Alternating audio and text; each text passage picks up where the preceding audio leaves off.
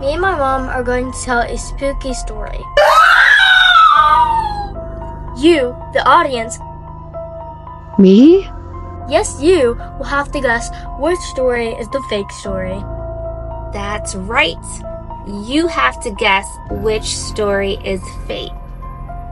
After you've guessed, email your answer to milkshakesghost@gmail.com. If you answer the right one, you'll get a signature, tumbler, and a ghost keychain with with the milkshake on top. The ghost keychains are our favorite. It's actually fuzzy.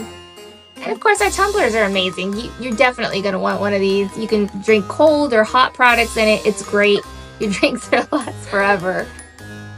This keychain is so good, I dropped it.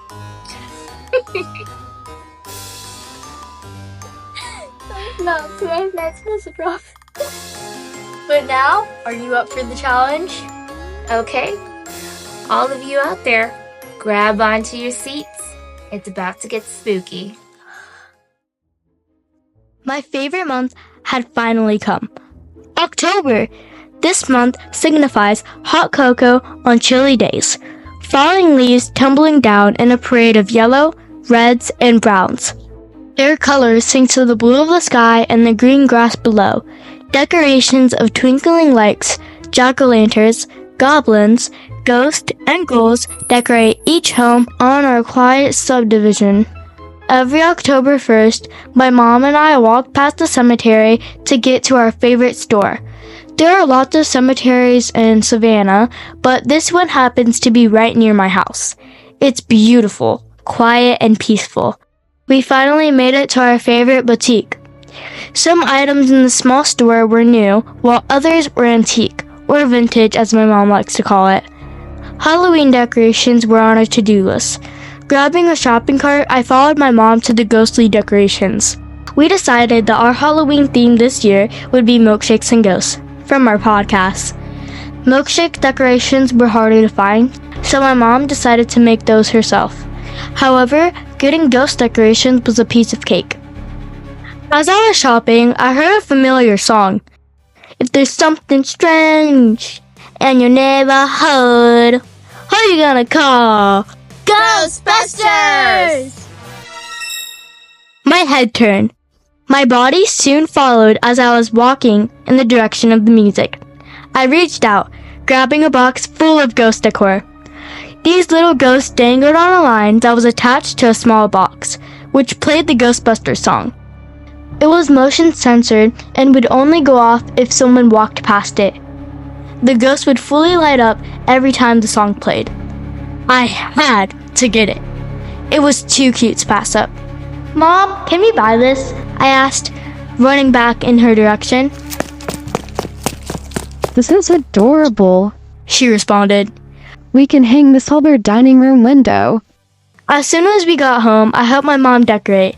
The Ghostbusters song played as we hung up the light above our dining room window. As days went by, the motion-censored ghost decoration would go off on its own. No one would walk by it. It would just go off. My mom and I would sing and dance to it every time we heard it. It was all fun and games until a supernatural force began to communicate through this device. If my mom and I talked about anything spooky relating to our podcast, the decorations would light up and sing. One day, jokingly, I giggled, "Shut up already!" And to my surprise, it stopped in the mid-sentence of the song. My mom and I stared in disbelief. My mother laughed and said, It probably needs new batteries. There's no ghost here. As soon as she finished her sentence, the song started to play again. The volume seemed amplified. If there's something strange in the neighborhood, who you gonna call? Ghostbusters! But this time, the song would not shut off. It played repeatedly. My mom shouted, "Please stop! You're scaring my kid!" Again, the song stopped in mid-sentence. Thank you. Said my mother. The decorations responded by just lighting up without sound. I'm convinced that something is communicating with us through these decorations. Something that has always been here. We naively brought these decorations. Our only intention was to celebrate Halloween. We didn't think that something would actually attempt to make contact with us. The decorations still go off by itself every day. If you ask it a question, it'll respond with the song. The song never leaves my thoughts or my home. Wow, that was a really good story, Jessie. I wonder if it's real or is it fake? I don't know. We'll let our listeners decide. Okay. Now, are you ready for my story? I'm gonna steal your line. Hold on to your seats. It's about to get spooky. Not fair. All right. Hold on to your seats. It's about to get very spooky, Jessie. Just said that. All good things in life come in threes. At least, that's what I used to think. I always assumed the number of 3 was a number of perfection, completion. It's a symbol of the past, present, and future. What I failed to realize in my youth is that bad things also come with the number of 3. This story takes place when I was 13 years old. My perfect world came crashing down on March 3rd. The time was 3 a.m. My eyes shot open. I tried turning my head, but I couldn't. I attempted to lift myself up, but my body was stiff like a board and heavy like an anchor. My mouth opened. Finally, I can at least move something. Wait! I'm screaming with all my might. Every ounce of my body is focusing on the sound that's supposed to be coming from my mouth.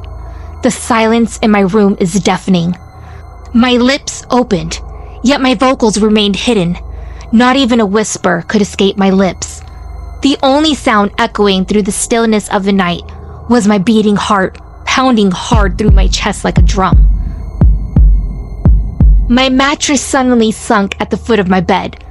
I couldn't see who or what was there, but I could feel the heaviness of something sitting down by my feet. The warm plush blankets covering my still body were suddenly pulled off.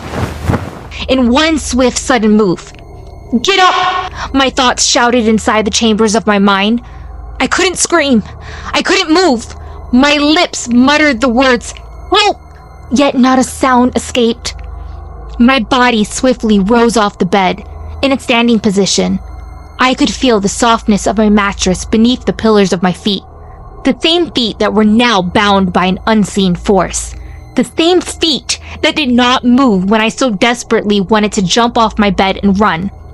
I was a puppet to an evil being who was controlling my every move. A dark shadow walked towards me. The moon was my only light source, seeping through the cracks of my blinds. Fear filled the brim of my soul. All hope of escape was gone. I woke up the next day. I sat up in bed, looking at my alarm clock. The time now was 3 p.m. How did it get from 3 a.m. to 3 p.m.? Where did the day go? What happened to me? I jumped off my bed, making sure every limb on my body was fully functional. Staring at the floor, I noticed muddy footprints leading to my bedroom door. My eyes widened as I looked at my blackened, dirty, muddy feet. I sat on my bed once more, looking more closer, paying attention to every gross detail of dirt. What happened? I whispered to myself. Are you ready for your prize? Okay, which one is real? And which one is fake? Email milkshakesghost@gmail.com with your answer for your prize. Happy Halloween!